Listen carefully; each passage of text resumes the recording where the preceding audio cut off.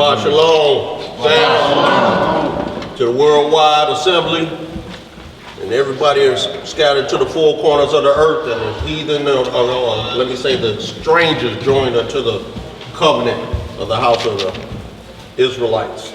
Gonna get our prayer on, gonna face the east, 1 Kings chapter 8, 2 Chronicles chapter 6, gonna extend our hands to the heavens, 1 Tim chapter 2 verse 8. Women cover their heads, men uncover their heads when praying or prophesying in the assembly, 1 Corinthians chapter 11. Look them up. All right, we'll get this opening prayer with the Most High's permission. In the name of his only begotten and beloved Son, our Lord and Savior, Yahushua HaMashiach. We know him around these parts as Jesus the Christ. Long live the King. Long live the King. Reading in the book of Psalms, in the 67th chapter, it reads, Yah, be merciful unto us, and bless us, and cause his face to shine upon us. Selah. Selah. That thy way may be known upon earth, thy saving health among all nations. Let the people praise thee, O Yah. Let all the people praise thee.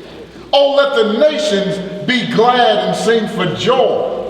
For thou shalt judge the people righteously and govern the nations upon earth. Selah. Selah. Let the people praise thee, O Yah. Let all the people praise thee. Then shall the earth yield her increase. And Yah, even our own Elohim, shall bless us. Yah shall bless us, and all the ends of the earth shall fear him. Hallelujah! Selah! Yes, sir. All the earth shall fear him. Ma'am.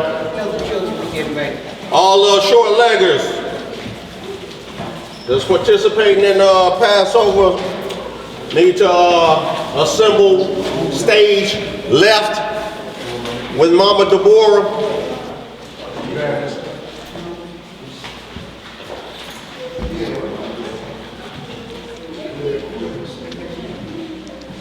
Yes, sir. All right. Huh? 67. Hallelujah. Giving all praises to the Most High and his only begotten Son. Yes, sir. All praises for another beautiful Sabbath. And we can get some understanding. Hey, Mom. Shabbat shalom. Shabbat shalom. Today's class is about enduring to the end, the patience of Job. And what brought about this lesson is the other day I had a sister, one of our sisters, dear sisters, who go back 20, 25 years with us, called me the other day. She was her spirit was vexed heavily. In so much to the extent that she was ready to take her own life.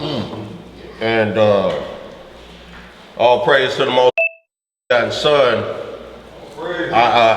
I was able to answer the phone and be of some assistance to her vexed spirit through the grace of the Most High and His Holy Begotten Son. So, you know, I told her, I said, you know what, sister, you just confirmed what this Sabbath class should be about, because she's not alone in this. You know, a lot of us are plagued with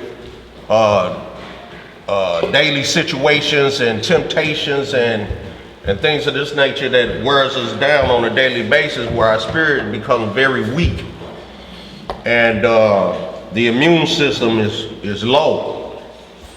And so on top of that, if you receive foul counsel from someone who don't know anything, or who's a novice in the word, who's a baby themselves, who don't have understanding of even consuming meat themselves, how can you expect them to give righteous counsel unto you in your dire situation? So we have to be very careful about who we discuss our issues with and who we seek counsel from. First and foremost, our counsel has to be from the Most High and His Holy Begotten Son, first and foremost. That's right. If it ain't about Christ, then trust me, no man can deliver you from your situation in which you're dealing with and faced with. So without any further ado, we're gonna get into this lesson, because my sister is not alone. There's a lot of us that are being plagued by mental issues, emotional issues, spiritual issues, and things of this nature, and our spirit levels are low. So we're gonna start out in the Testament of Job, in the Pseudepigrapha. You can look it up online. You can order the book through Amazon and things of this nature. But this lines upon the book of Job that's in the scriptures. And the reason why we're going into the Testament of Job as opposed to the book of Job in the 66 books is because the Testament of Job goes a little more into detail as to what he had to deal with, what his circumstances were, and how he came out of it double wealthy than what he started out with in the beginning. But also, not only that, we'll also see that the Most High has mercy on whom He will have mercy. That's right. Because Job was not an Israelite. That's right.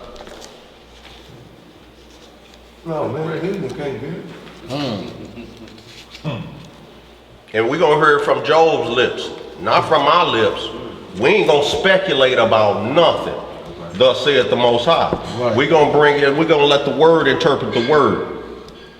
We just instruments, vessels. That's it. So without any further ado, what's up, bro? Yeah, please. Either one, it don't matter. Either one gonna send me to the restroom, cleanse me out, but it's a good thing. Hey, is there any questions, Tubai? No, sir. Before we get started? But yeah, we have to address these issues, because a lot of times we deal with issues, thank you, brother. We deal with issues that are, that address, you know, general matters, you know, who we are, why, how we have been brought down to a lower state as a people and things of this nature, but we also have to address things that we deal with as individuals. And how the Most High gives us instructions on how to deal with these things. Even stuff you go through on a day-to-day. Every day. You can deal with somebody who don't know the truth and they just got a wicked spirit on them and they clown. You still got to act righteous. That's right. You can't clown just because they clown. That's right. Because if you walk up on somebody and there's two cats arguing and going off, can you tell which one of them ain't crazy? Who the fool is?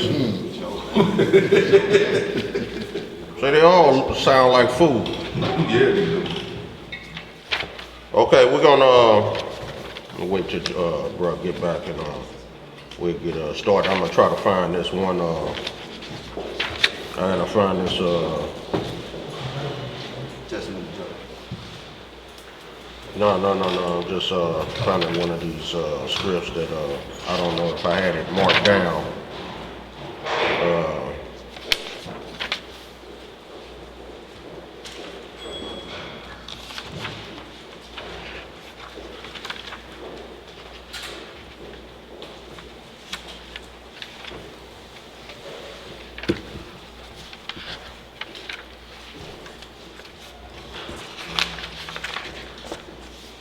We get started. I'll find this other one. You got it pulled up over there, Yes, sir. I'm gonna transition as soon as y'all ready to start reading. Okay. I'll go ahead and get started off. Yes, sir. Yes, sir. Testament of Job. We're reading the Testament of Job in the pseudepigrapha. Starting in chapter 1 and verse 1. And it reads, the book of the words of Job, the one called Jobab.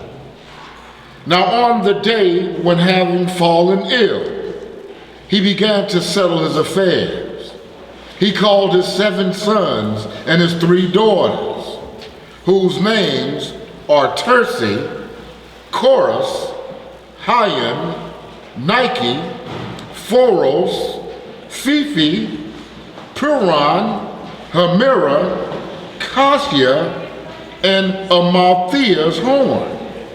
And when he called his children, he said, gather round, my children.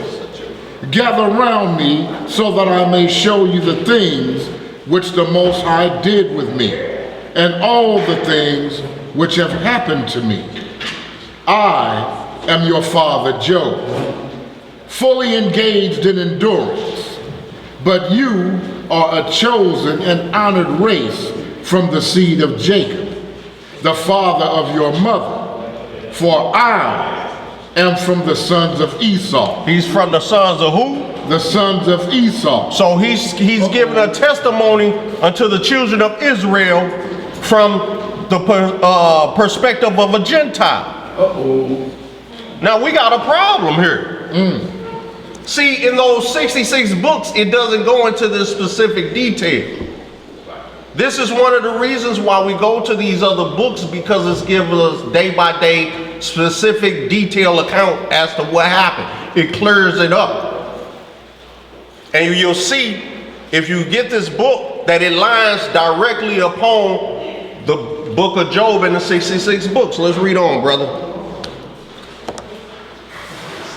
For I am from the sons of Esau, the brother of Jacob, of whom is your mother Dinah, from whom I begot you.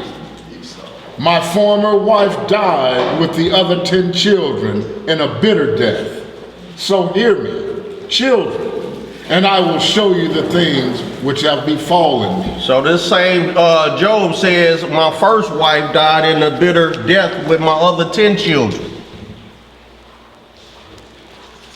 Remember, Job, first group of children perished.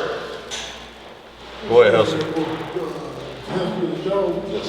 Testament of Job in the pseudepigrapha. Volume 1. Okay, let's read on, brother.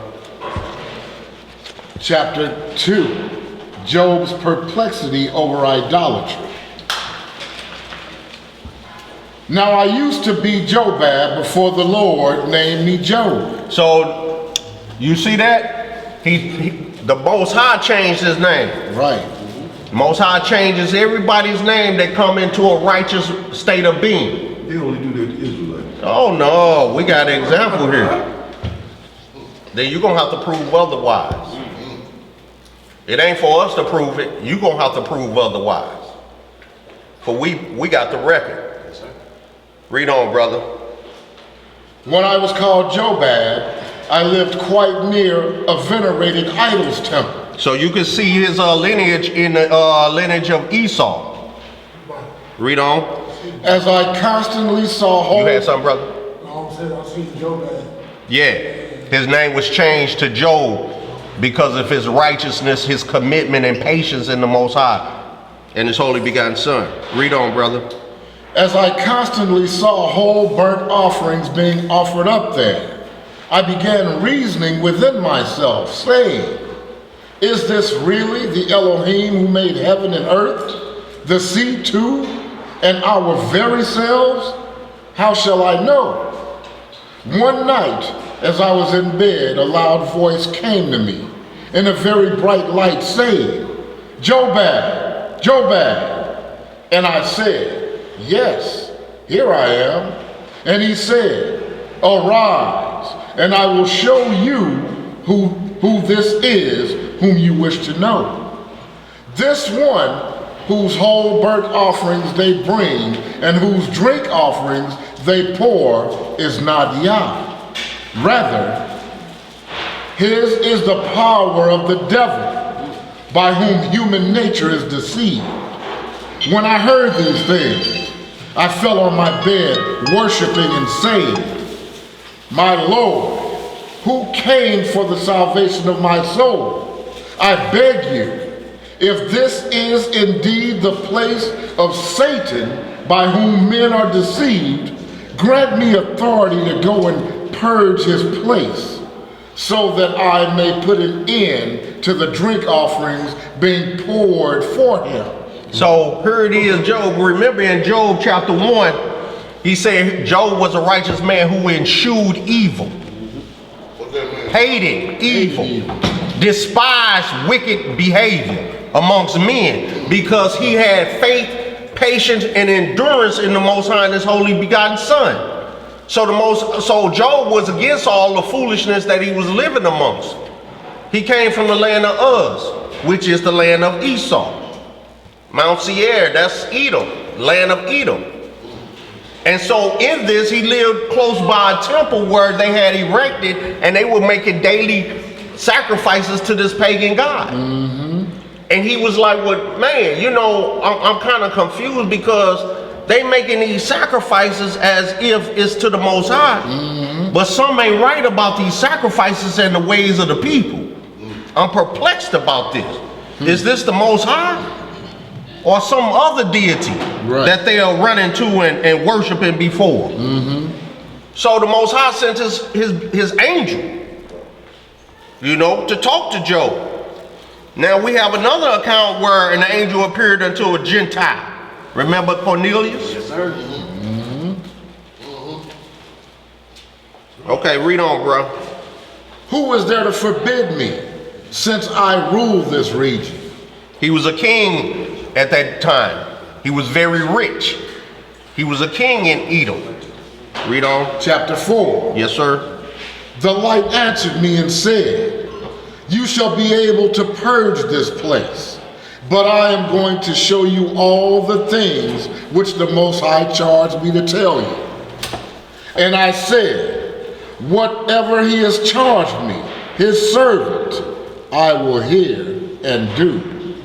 Again he said, thus says the Most High, if you attempt to purge this place of Satan, he will rise up against you with wrath for battle, but he will be unable to bring death upon you.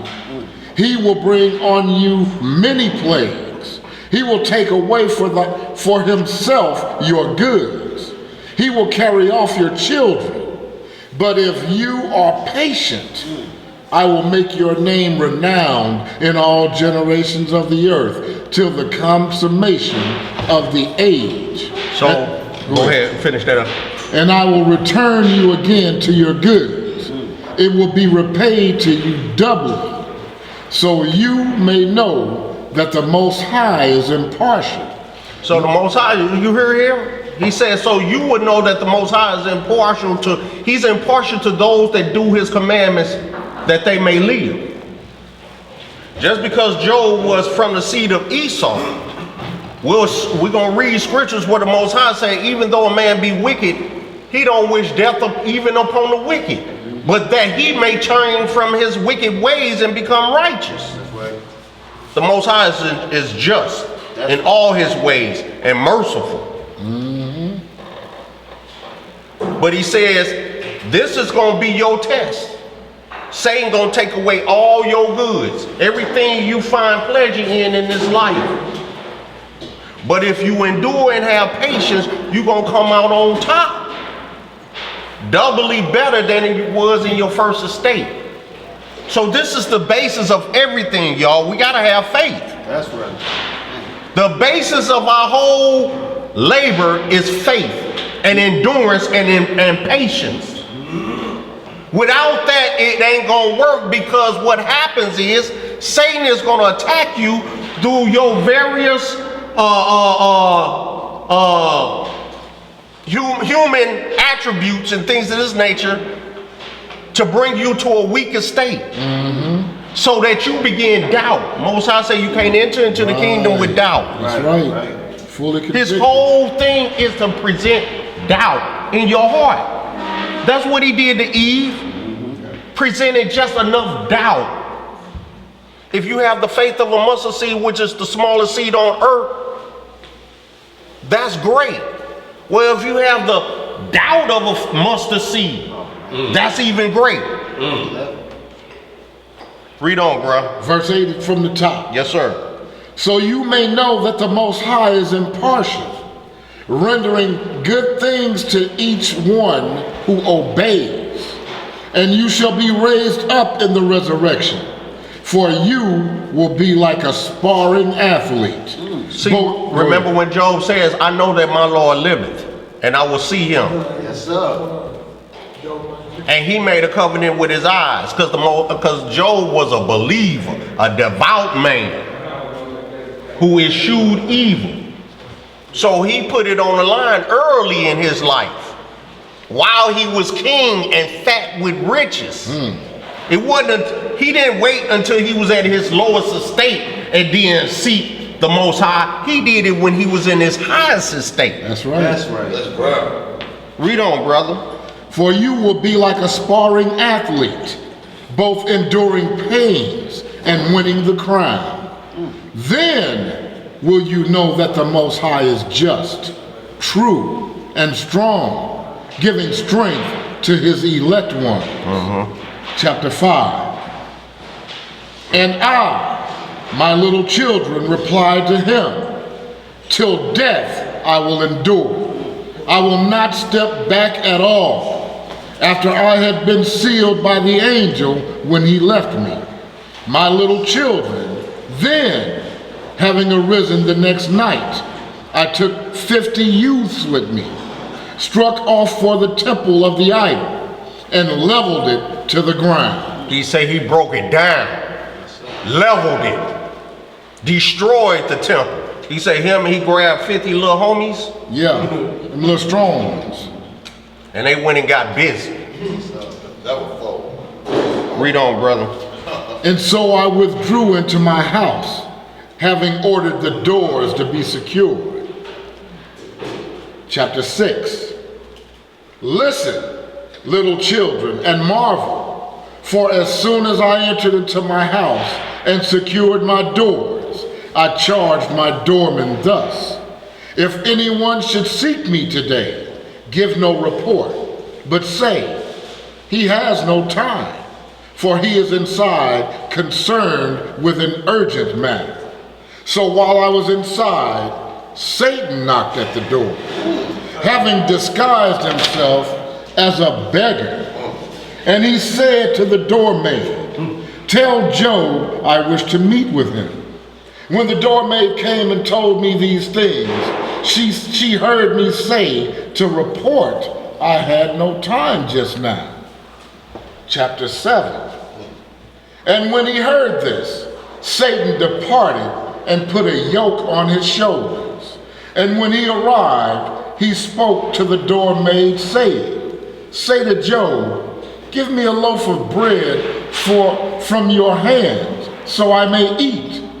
So I gave a burnt loaf of bread to the girl to give to him, and said to him, expect to eat my loaves no longer, for you are estranged from me.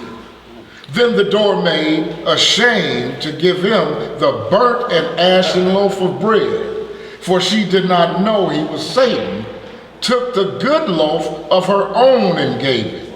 See? And gave it to him. See, and what's going on here, Job used to feed the homeless, the widows, the orphans, and all those people. He used to set it out, and I think it goes into it later on in the chapters, where all the stuff that he would set out, clothing for the poor and the naked, food for the hungry. I mean, he would set it out on a daily basis. That's why Satan disguised himself as one, because he knew Job had this giving heart. He was a man deep in alms and charity. So he said, this is how I'm gonna discuss, because he don't turn away a beggar, he don't turn away one who's in need and destitute. So he said, I'm gonna disguise myself as one of those, because he's going. But Job, in his trying the spirit and everything, knew what it was all about. That's why he gave him a burnt loaf of bread.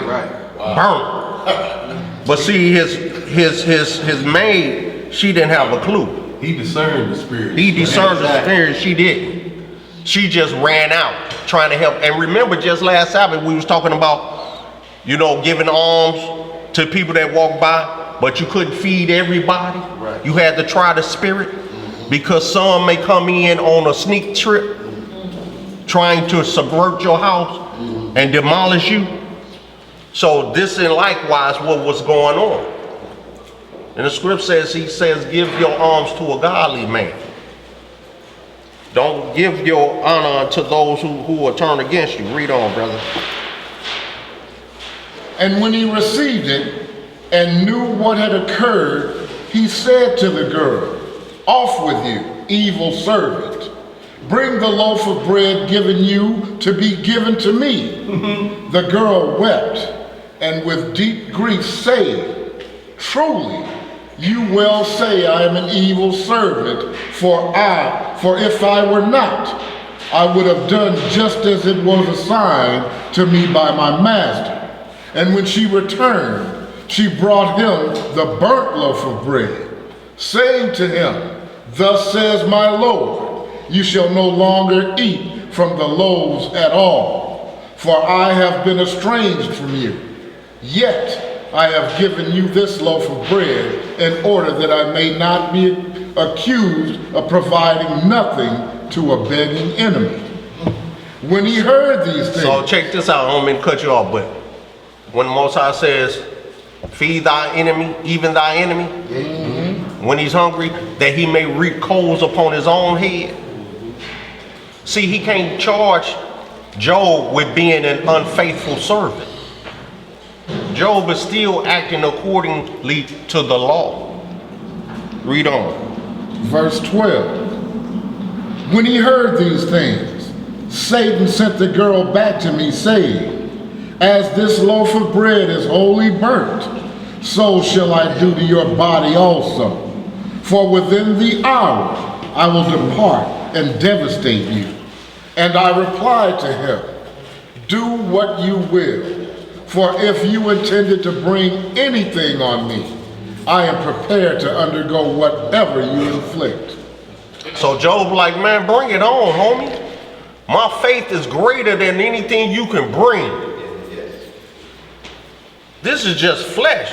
You can only destroy the flesh. Most High said, fear him he who can destroy both flesh and soul in everlasting hellfire. We're going to read that too. Read on, brother. Chapter 8. Yes, sir. After he withdrew from me, when he had gone out under the firmament, he implored the Most High that he might receive authority over my goods. See how he's banging with him? He like, man, I need to go up to the throne and holler at the Most High about this cat. He hardcore. I ain't got no power over him. See how Satan kept fleeing? Every time Job resisted him according to his faith, Satan burnt out. Come back another way. I'm gonna get him at this way. See, he's strong on this end. I'm gonna use this tact. See, he knows about what your attributes, what's in you. He knows your weaknesses. That's what he attacks at. Why did he want Job so bad?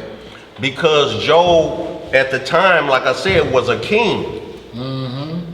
And with his kingship, he performed the duties of a righteous king.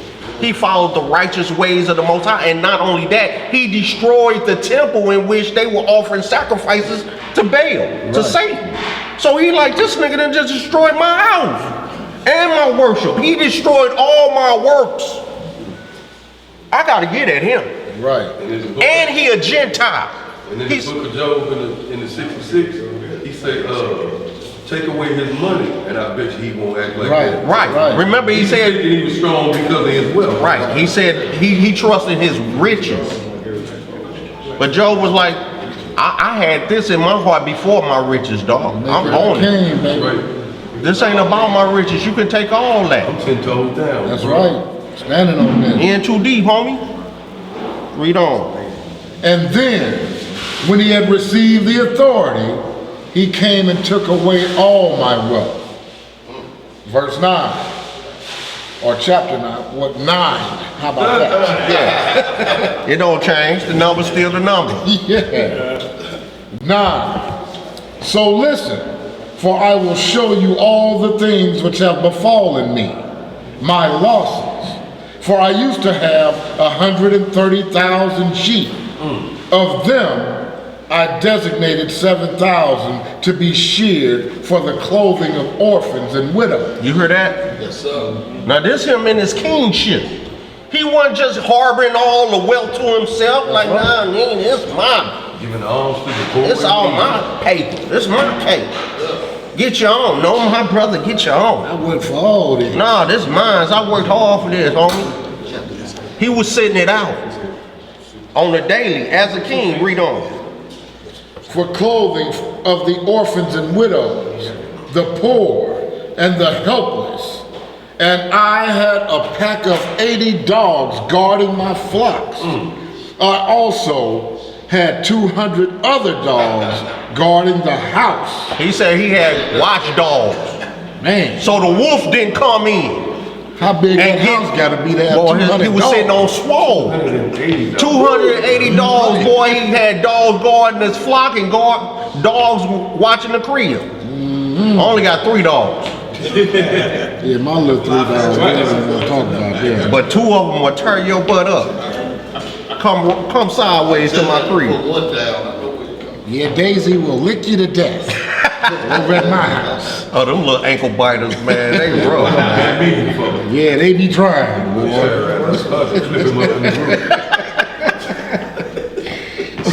Read on, brother. Verse 4. And I used to have 9,000 camels.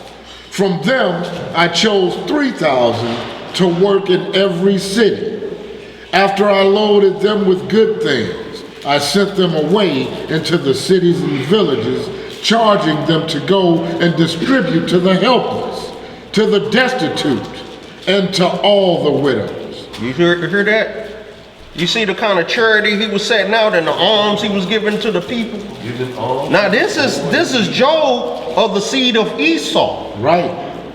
Now, here it is another example. You can't charge him with the crimes of his father. When one who's come over the wicked seed and he turned from his wickedness and become a righteous man, here's the example. That's right. There's always a chance. It's always a chance. The Most High say he don't even have pleasure in the death of the wicked. Right. Because he created them too. Exactly. He said he don't create nothing that he hates.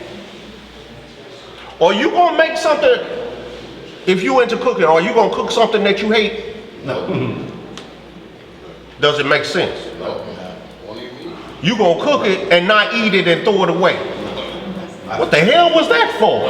That was waste. Waste of time. I made a mistake and it was seasoning it. That's different. But you in your conscience and heart know, I don't like this. What the hell am I making it for? Right? I don't even eat this. You swine free, but you gonna cook a pork chop? Oh, no. Ain't touching my They're skin. gonna have the bubbly. Never. Even through the smell. The smell will hurt you, boy. It'll have you gagging. You ever come outside when it gets warm? Watch, when it gets warm and everybody barbecuing and that smell, that stench of swine in the air so thick, and you like, oh, I'm getting sick, man. Some of that is like, oh. Yeah, dog, you got my mouth getting juicy over it now. How don't you stop talking about that? And you ever trip on cooking swine, you smell it through the whole neighborhood? Yeah. But when you grilling your righteous meats, you don't smell it till you get up on the grill. Right, you go straight up. Man, Most High Yeah, because the Most High is, he's sniffing all of it, so you get the remnant of the smell. Most High like, yeah, boy, keep cooking. Burn it up. So you get the remnants of the smell like, man, I can barely smell it. Most High, he like, no, I get the first toast. That's right. He fanned another one back there. That's right. That's right. For even the dogs wait for the crumbs that fall from the master's table. that's right. Read on, brother. And I used to have 140,000 grazing she-asses.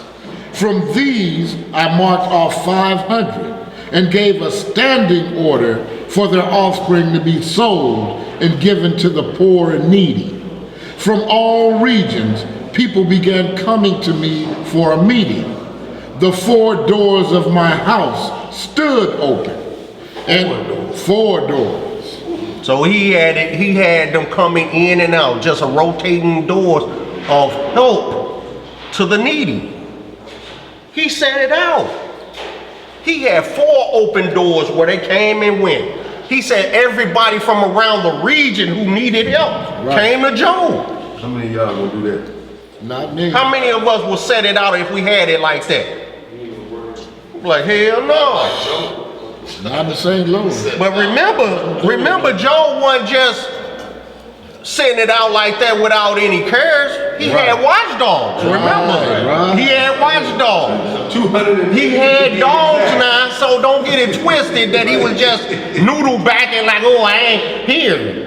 No, he like, no, I'm gonna set some guards to watch these sneaky Negroes trying to slide in who really don't need no help, and they coming and robbing from the poor. Right. When I had my own gallery, I would set out food and everything. I had to hook up with Panera bread and everything. They would give me a lot of the stuff that they were gonna throw away, which was still relatively fresh. And I set up a table, and the people in the neighborhood could come. Man, but this one cat pulls up with a truck. I'm thinking the brother needed some stuff. Help yourself, brother. This dude started loading up all the stuff into his truck. I say, bro, slow it up. I'm saying, are you gonna distribute that to the hood? To everybody that need? Looks at me with a turned up face, asks this young lady inside, you think that's enough, baby? I say, wow, brother, you just gonna pull up and rob from the poor? That's terrible, man. That's terrible. But I ain't saying, Most High gonna deal with you. Because trust me, when yours need, you ain't gonna have it to give. Read on, bro. And I gave a standing order to my house servants that these doors should stand open. Having this in view, possibly some would come asking alms, and because they might see me sitting at the door, would turn back ashamed, getting nothing. Instead, whenever they would see me sitting at one door, they could leave through another and take as much as they need. He said, so they didn't have to be ashamed. You like, I said it out. Right. You ain't gotta be ashamed. Say, come on and get what you need. But keep it moving. Don't just lodge here, taking and just, no, don't get comfortable chilling here. That's why Job said, I was sitting here monitoring how things went, and I also had my guard dogs. So, everything stayed in decent and in order. Read on. 10. And I established in my house 30 tables spread at all hours for strangers only. I also used to maintain 12 other tables set for widows. When any stranger approached to ask alms, he was required to be fed at my table before we would receive his need. Neither did I allow anyone to go out of my door with an empty pocket. I used to have 3,500 yoke of oxen, and I chose from them 500 yoke and designated them for plowing, which they could do in any field of those who would use them. So anybody could just come get you an oxen Hey man, and he plow was the sending, field. man, he was sending it out. Now check this out. What's the little short white boy that inflicted a lot of pain in New York? The mayor who dropped out the race? Bloomberg. They say this white boy spent 500 million on his campaign. They say it's 370 some million in America. That means he could have afforded to give every living person in America $1 million to give a boost to their life and everything. He didn't say chicken. 500 million? 500 million on his campaign and dropped out. He ain't even missing it. He ain't even missing that. That's enough to give every living American $1 million and still have spending change left over. That's what his deal see. But see, yeah, you saw all the chickens you could buy. You said chicken franchises. But yeah, but you see that? But you see that? Instead, he just blew it on campaigning, making commercials and things of that nature to trick Negroes into voting for him. That didn't work, but it didn't mean nothing to him, his riches. That's how comfortable he is in his riches. But in all the riches, you had the ability to give every living American a helping hand. Read on, bro. Oh, yeah, brother. Y'all say it's a life thing to take care for him and give it to a righteous man. That's right. It's a life thing. It's Life thing. work. But they ain't concerned about that. They trust in their riches. But no man can return the spirit when it comes for them.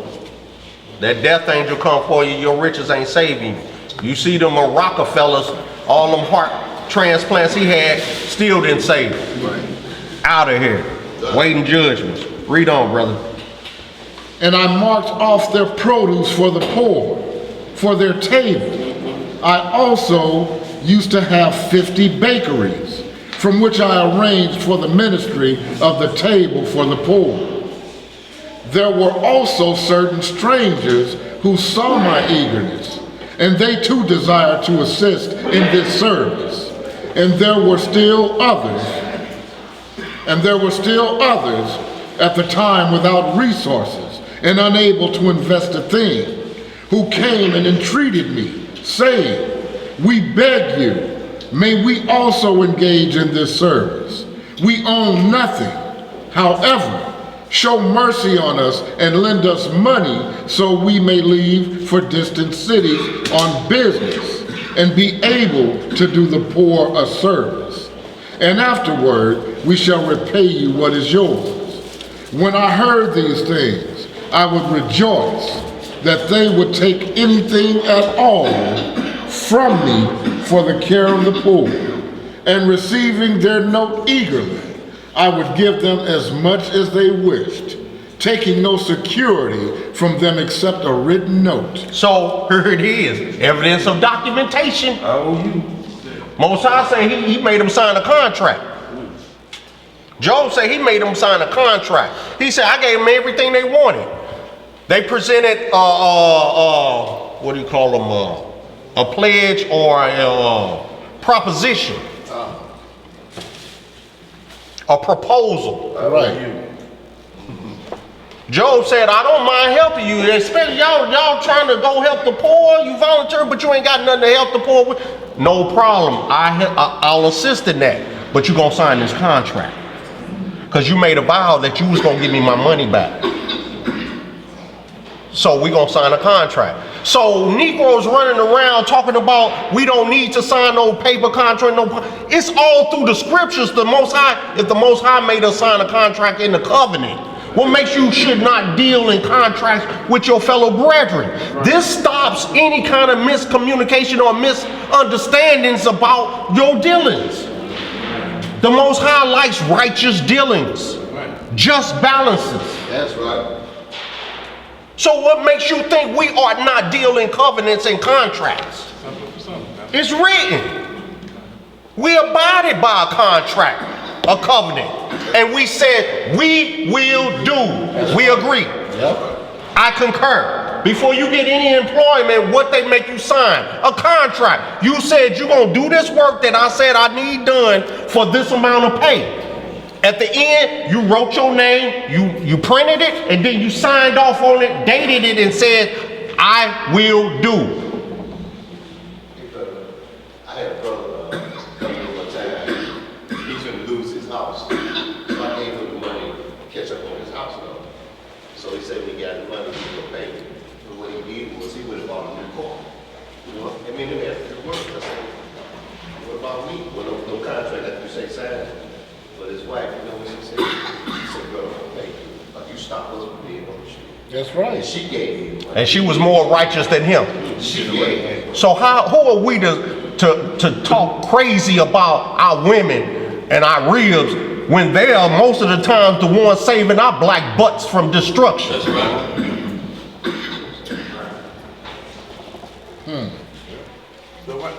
But we do deal in you can't have, like I say all the time, you can't have a good relationship without having, based on the covenant, based on the agreement. That's how you build relationships with your brother, Right. or anybody. People are consistent in their covenants and their relationship, and they, what they say they're gonna do, then you have a good relationship. If I tell my brother I'm gonna give you $1.50 on Friday, I have to give him $1.50 on Friday. Unless he gonna be looking at me kind of weird, like, why you give me that $1.50? I say, I spent it on chicken. I trusted your word. That's right. You know, let your word be your bond. That's why the Most High say, let your yea be your yea or your nay be your nay. But don't make a promise that you can't keep. Don't make a vow you can't keep. That'll destroy not only your relationship, but your name. Most High said, even though you may be dead, if you established a good name, it lives forever. We still talk about good men that passed on, but because of their good deeds that they wrought in the earth, men still talk about them in a good manner. The name is still living on. But a wicked man, we can't wait to forget that nigga. That's right. Don't bring that nigga name up. And also your name affects your family, your Your offspring. Because if you have a good name, your family, your wife, your children protected, they'll be provided for, you know what I'm saying? So the name is important, your reputation, like Prophet says, favor is more important than riches. Yeah, and a good name is greater than gold and silver. Let's read on, bro, because I want to finish it out, because I want to get to these 66 books to complete this understanding. So, and we, like I said, you know, we say we go to different books, you know, to edify the body of Christ, so that we're all on one accord, so we all have a unified understanding as to what Most High requires of us. All right, read on, brother. Taking no security from them except a written note, so they would go out at my expense. Sometimes they would succeed in business and give to the poor, but at other times they would be robbed. And they would come and entreat me, saying, we beg you, be patient with us. Let us find how we might be able to repay you. Without delay, I would bring before them the note and read it, granting cancellation as the crowning feature, and saying, since I trusted you for the benefit of the poor, I will take nothing back from you, nor would I take anything from my debtor.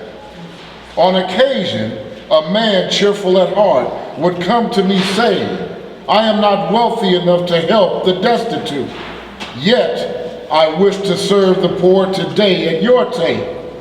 When it was agreed, he would serve and eat. At evening, as he was about to leave for home, he would be compelled to take wages from me, as I would say, I know you are a working man counting on and looking for your wages. You must accept. So Joe was like, he righteous in everything. Now, when these cats was going out, they was getting money. He was providing money for their ministries and everything. And they come back and they like, we got robbed. He's like, okay, that's cool, but don't worry about it.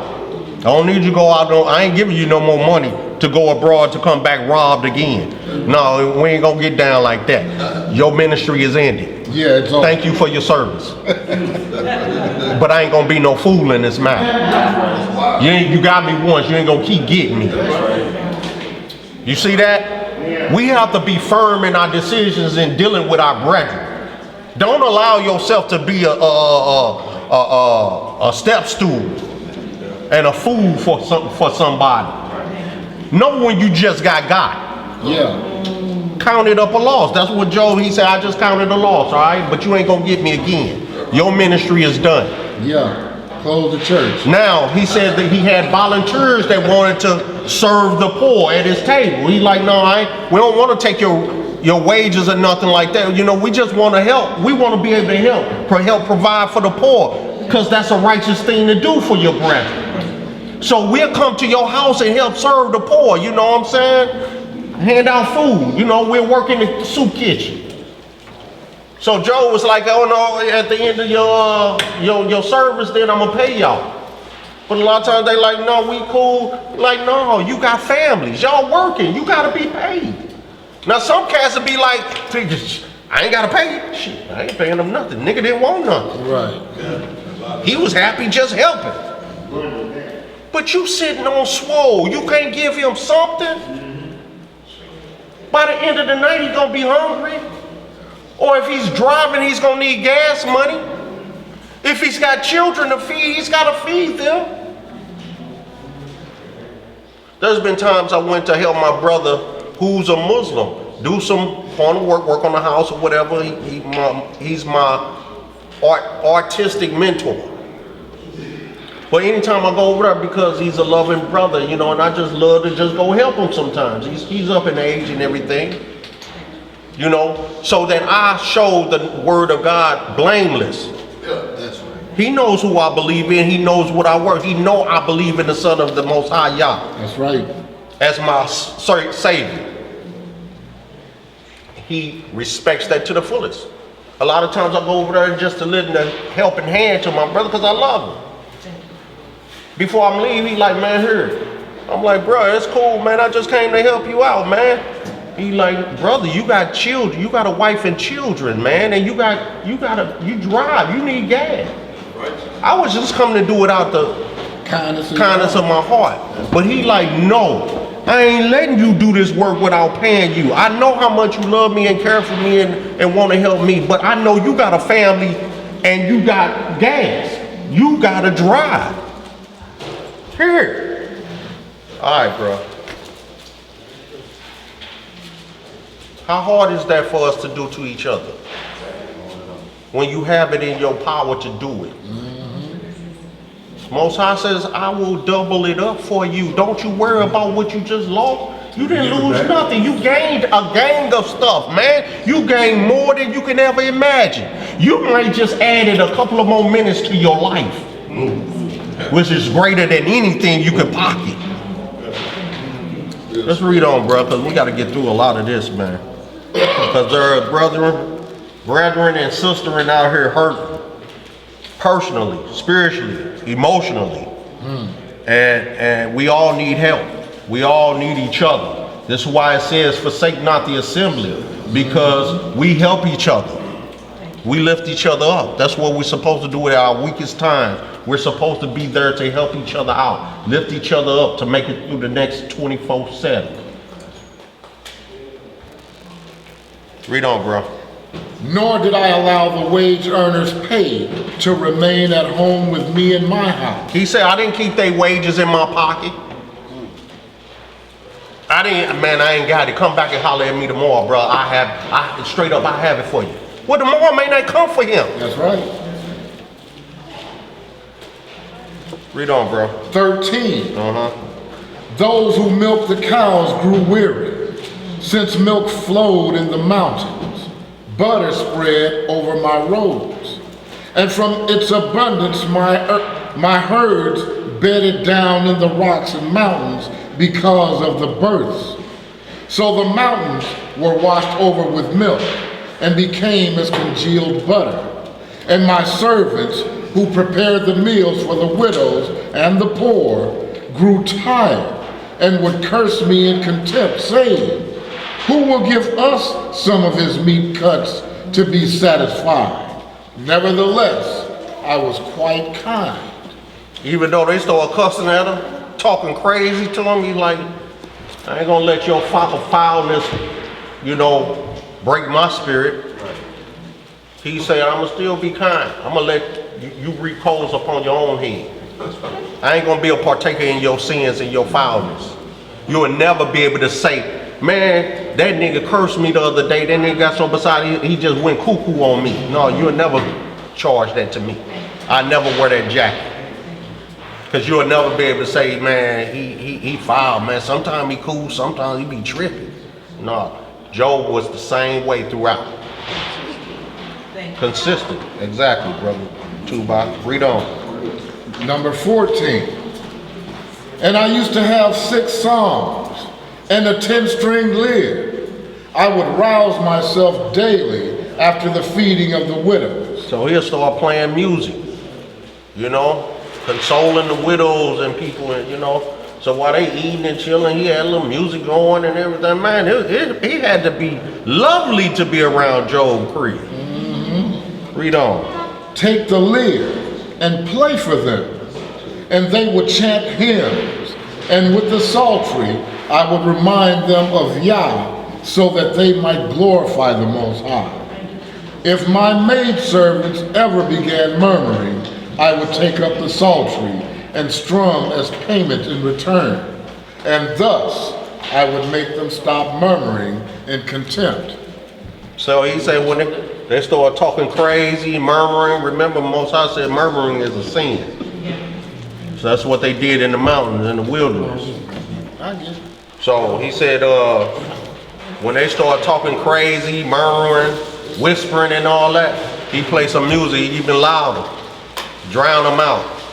Like, oh, I'll holler at you later. We talk about this. He drowning us out with that righteousness. Read on. We're in the Testament of Job and pseudepigrapha. Pseudepigrapha, that's easy for you to say. Yeah, I got talking 15. stammering lips. After the ministry of service, my children daily took their supper. They went into their older brother to dine with them. Take along with them their 3 sisters also. So this now we get into when Job said his children, when he prayed for his children, that they may not sin in their day. That's what we're getting into now. We haven't read anything that was contrary yet to the 66 books, have we? It's just going into detail as to what was going down, giving you more of a background into Job's life and his meaning. Okay? Read on, bro. The urgent matters were left with the maidservants, since my sons also sat at the table with the male slaves who served. I therefore early would offer up sacrifices on their behalf according to their number, 300 doves, 50 goats' kids, and 12 sheep. I used a standing order for all that remained after the rites to be furnished to the poor. And I would say to them, take these things remaining after the rites, so that ye may pray on behalf of my children. Possibly my sons may have sinned before the Elohim through boasting by saying with this day, we are sons of this rich man. These goods are ours. Why then do we also serve? So this is what he was praying for. See, a lot of cats are trying to tell you that, see, Job, he prayed for them because they celebrated birthdays and they were sinning. See, this is why we lean to some of these books, because it gives us clear understanding as to what was going on, why he prayed for them. It had nothing to do with the birthday celebration. It had to do with them boasting in their hearts of being rich versus over the poor, being lordship over their brethren. That's what it was about. Because he was a rich man and he set out his riches to the poor and the needy. He didn't want his children to get boastful in their riches and say, I'm better than you because I got it and you don't. You eat my bread. You eat my bread and I ain't no slave to nobody. This all mine. Y'all serve me. He said, no, his sons ate at the same table with the slaves. You see that? That's how much of a just man he was. That's how much of a righteous man he was in his decision making. That he raised his children up in the manner in which they should go. And they performed the ways of their righteous father. They sat and ate with the slaves who were serving them. They sat with them. Not like, oh, just serve my bread and y'all get on back over there. No, they sat down and dined with those who served them. And they likewise in manner served the slaves. True brethrenhood. And he asked that they pray in case in their mind that they glad. Keep the Most High first and foremost in all your affairs, everything you do, regardless of what you have and what you don't. That's right, we're going to hit that. Most High said, put the Most High first. I mean, he says, keep him first and foremost in your life that you may live. If you ain't got him, you have nothing. I don't care how many riches you got. You have nothing. You just a rich vessel. Empty vessel. Just a treasure chest. That's it. That's gonna die and leave it for someone else. Probably ain't gonna be the one person you want to have. No, it's gonna be the one that you hated the most that's gonna get your riches. Read on, bro.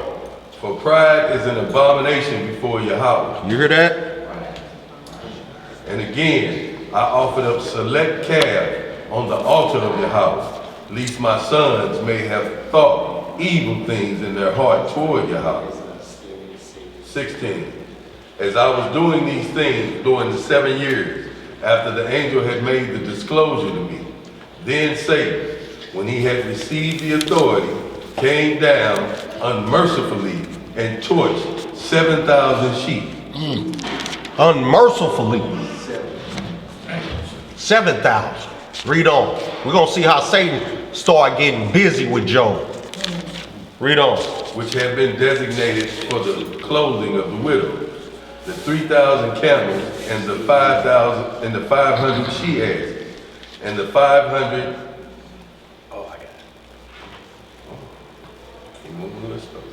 And the 500 yoke of oxen. All these he destroyed by himself, according to the authority he had received against me. The rest of my herds were confiscated by my fellow countrymen, who had been well treated by me, but who now rose up against me and took away the remainder of my animals. My own familiar friend who ate at my table did rise up against me and kick at the heel. This is what happened. He said, not only did Satan rob me and do what he did to me, but my own servants who I helped and fed at my table stole the rest of my stuff and bounced. Wow, that nigga ain't gonna miss it. He rich. He ain't gonna miss it. See that? Read on, brother. They reported to me the destruction of my goods. Didn't this happen in the in Job in the 66 books?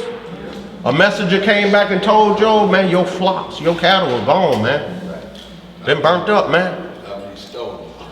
Yeah. After one came back and said, he ain't tell him that your boy stole your stuff, man. Because he was probably one, hey, I got about 5 of them over there, boy. Oh, right. Man, Satan just messed your stuff up. He's sitting on 5 of his over there. Read on, brother. They reported to me the destruction of my goods, but I glorified Yahweh and did not blaspheme. You heard that? He said, just a loss. All praise to the Most High. I'm still alive. That's right. Read on. Then the devil, when he had come to know my heart, laid a plot against me, disguising himself as the king of the Persians. He stood in my city, gathering together all the rogues in it. And with a boast, he spoke to them, saying, this man Jobab. He called him by his old name. You see that? He referred to him by his name before Most High had changed his name for his righteousness. He referred to him as his Gentile name. Read on. This man Jobab is the one who destroyed all the good things of the earth and left nothing. The one who distributed to the beggars, to the blind, and to the lame. Yet the one who destroyed the temple of the great God and leveled the place of the drink offerings. Therefore I shall repay him according to what he did against the house of God. So he's slandering his name now. He putting out a false report about Job. Said, man, that nigga, he burnt them up himself. Didn't nothing happen to that. He did that himself. Just like we say when Arabs burned down their liquor store, man, that nigga burnt that down himself. He want that insurance money. Nobody set that on. They ain't just mysteriously catch on fire. Hey, whatever. So Satan's sending out slanderous reports. Read on. Come along then and gather spoils for yourself of all his animals and whatever he has left on the earth. Say, steal his stuff. Take his stuff. Get it. Take it. He doing some wicked stuff now. He slick. Don't trust him. Read on.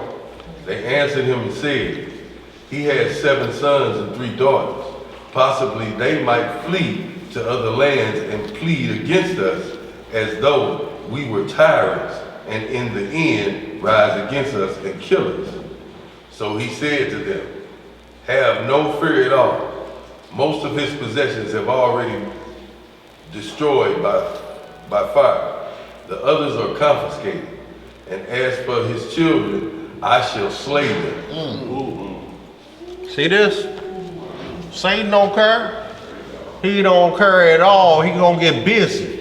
And we're gonna see we have to stand against all these things that we may live, even in our death. We can't fear death, y'all. It's granted to every man. That's right. We can't have no fear of death. You fear death because you ain't done right. That's right. Say that. That's why we fear death, is because we know deep down we ain't doing what we're supposed to do.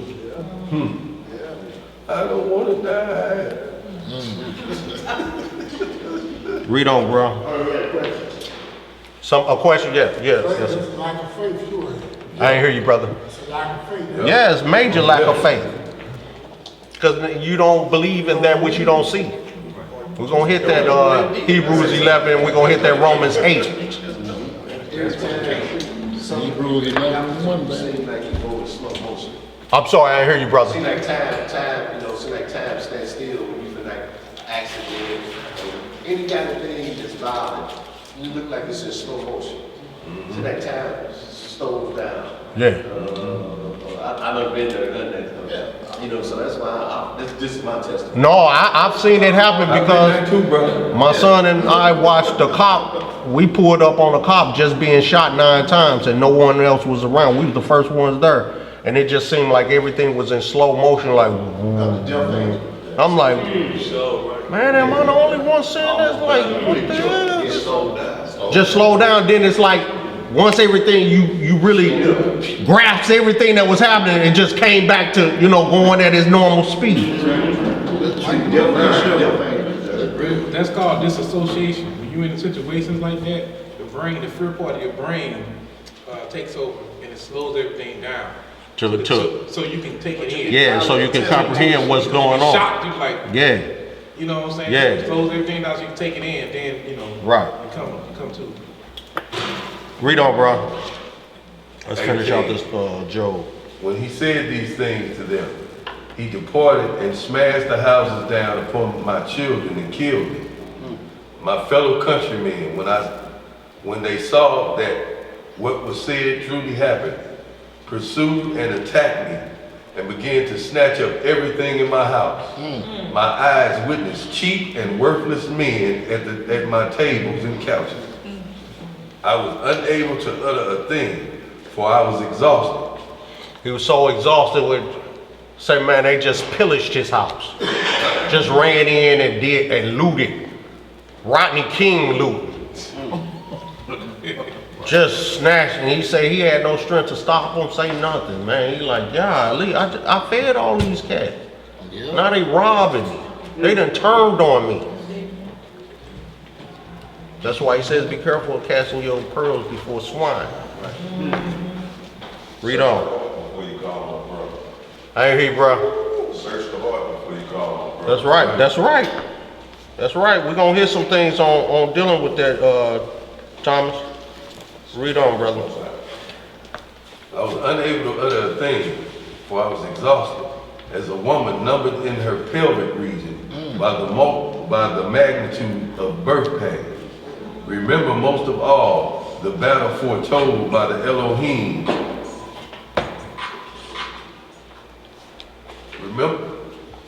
Remembering most of all the battle foretold by the Elohim through his angels and the songs of victory which had been told me, and I became as one wishing to enter a certain city to discover its wealth.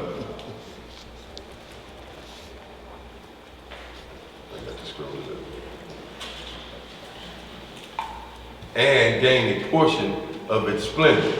And as one embarked with cargo in a sea-going ship, seeing at mid-ocean the third wave and the opposition of the wind, he threw the cargo into the sea, saying, I am willing to lose everything in order to enter this city, so that I may gain both the ship and the things better than the payload.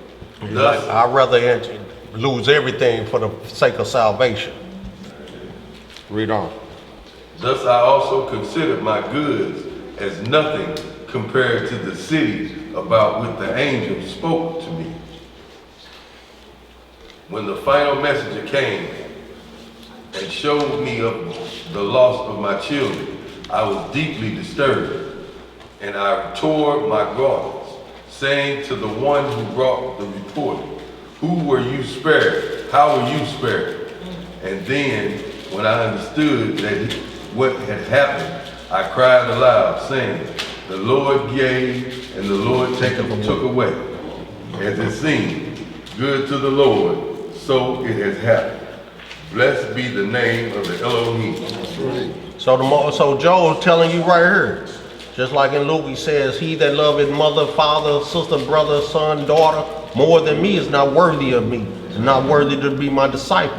So he says you can't place all your trust and love on that which you see with the naked eye on earth. For he created all things, and all things shall be taken away.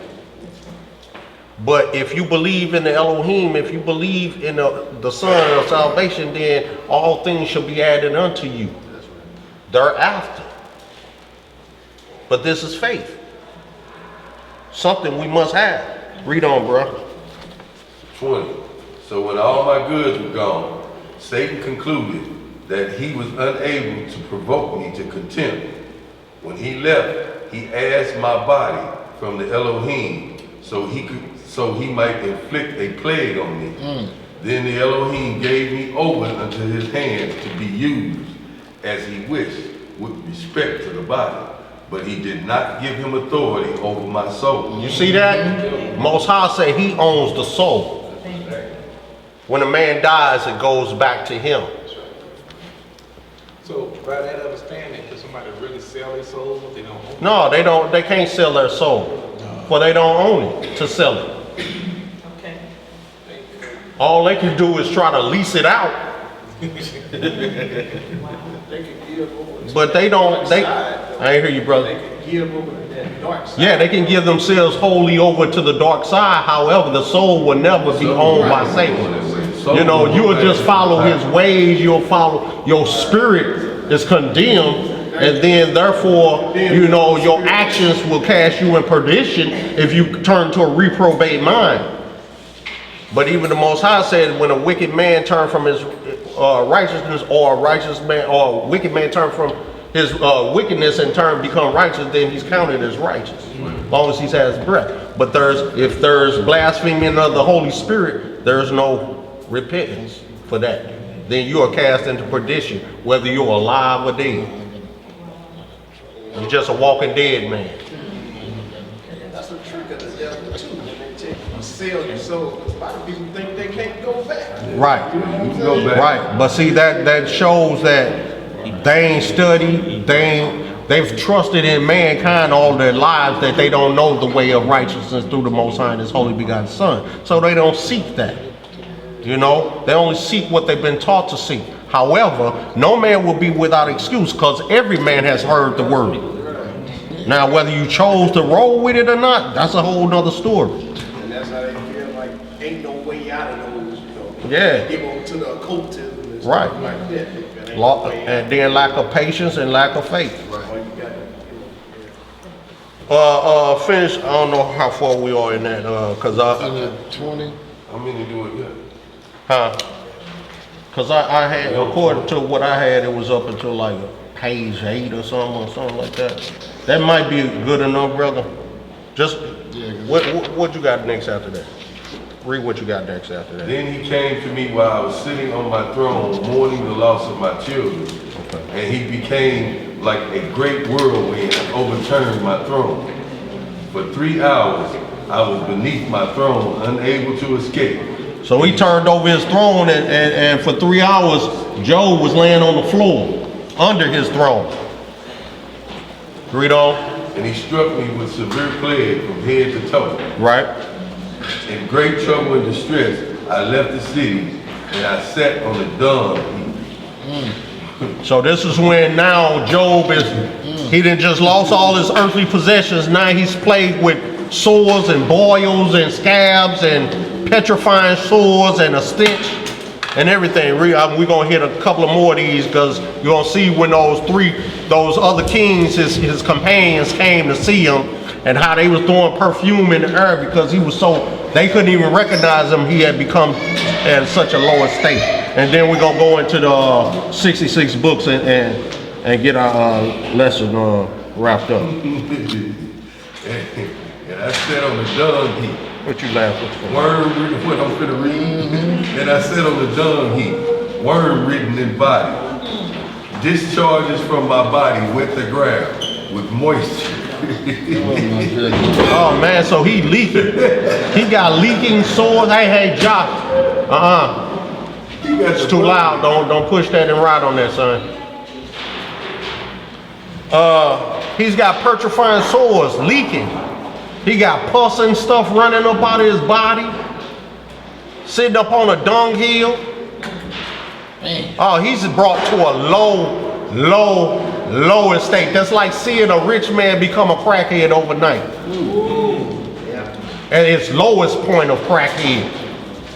Read on, brother. Discharges from my body wet the ground with moisture.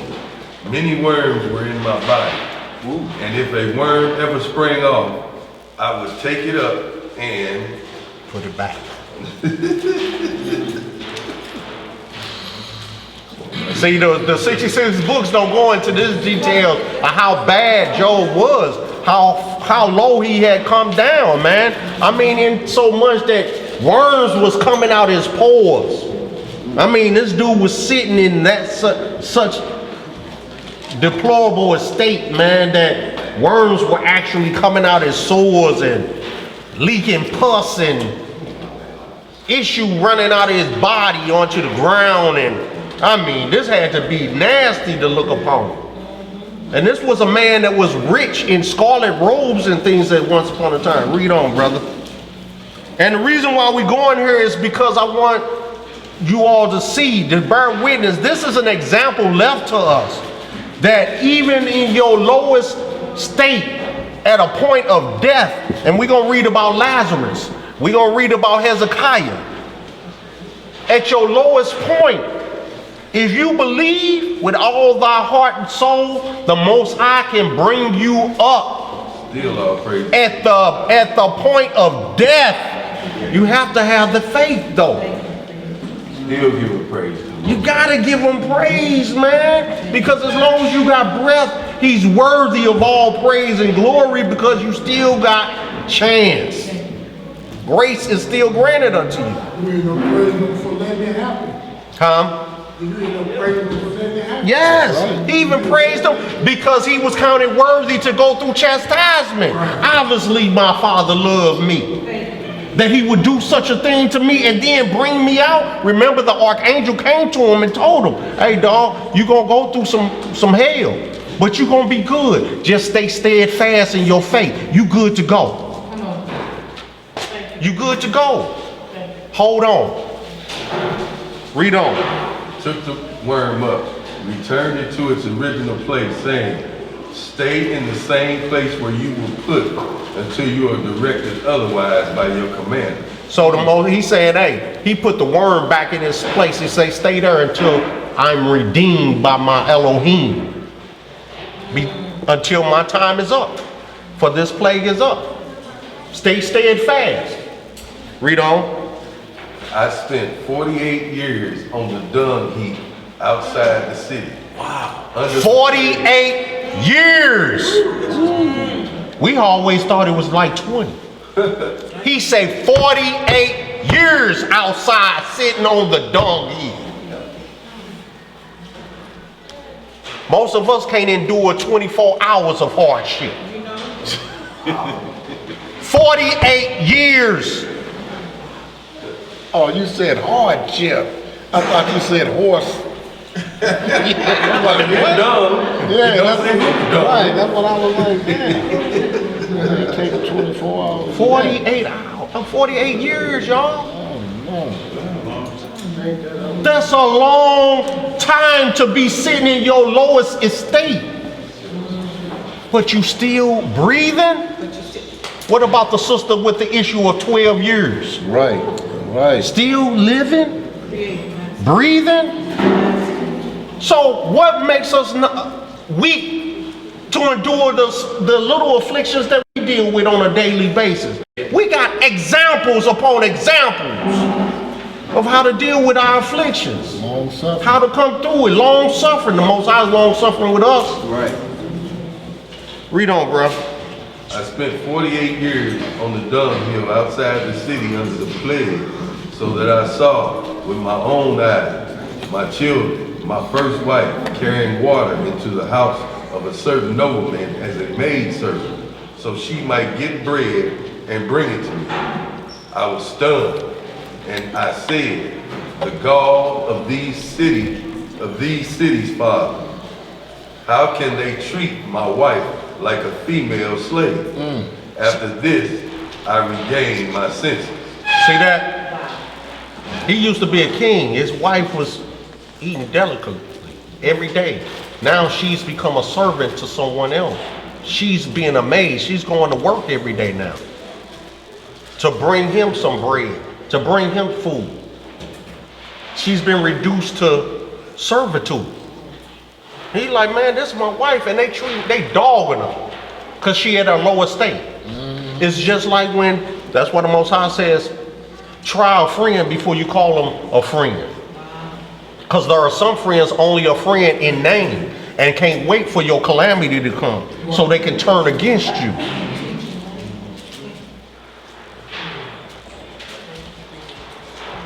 So now they mocking his wife. They like, yeah, we was waiting on this day. Oh, you ain't all pretty now, huh? You ain't you ain't the first lady of the household now. Look at her. She got to work. Brought to nothing. Read on, bro. After 11 years, they kept even bread itself for me, barely allowing her to have her own food. They wouldn't even pay her no more. Wouldn't even let her take them no food. Nah, that's what that nigga get. Read on. And as she did get it, she would divide it between herself and me, saying with pain, woe is me, soon he will not even get enough bread. See this virtuous wife? She like, that's all right, baby, I'm gonna go to work, I'm gonna make it happen for us. Thank you. And she bring home, she didn't even have enough to feed both of them, but she would split what she did have, so that her husband still had a little strength in them. Thank you. Read on, bro. She would not hesitate to go out into the market and beg bread from the bread sellers, so she might bring it to me so I could eat. When Satan knew this, he disguised himself as a bread seller. It happened by chance that my wife went to him and begged bread, thinking he was a man. And Satan said to her, pay the price and take what you like. But she answered him and said, where would I get money? Are you unaware of the evils that have befallen us? If you have any pity on me, show mercy, but if not, you shall see. And he answered her, saying, unless you deserve the evils, you would not have received them in return. Now then, if you have no money at hand, offer me. He said, you suffering because you evil. Y'all done walk wrong. That's why you ain't got nothing. Your husband wicked too. That's why you ain't got nothing. Read on. Offer me the hair of your head and take 3 loaves of bread. Perhaps you will be able to live for 3 more days. Sell me your soul. He just asked her for her hair. For her hair. See, the hair is the glory of the woman. Remember, the fallen angels was taken by the beauty of the women. How the hair was done up. One of the things in witchcraft is taking locks of hair and burning them and things of this nature. Because in them locks of hair, remember Most High says, I know every hair on your head that is numbered. He put them there. He knows it. And through your head is communication, a communication line through the Most High. That's why a lot of times when your head is uncovered and your pores are open and you get a cold and everything, it comes either through the head or the feet.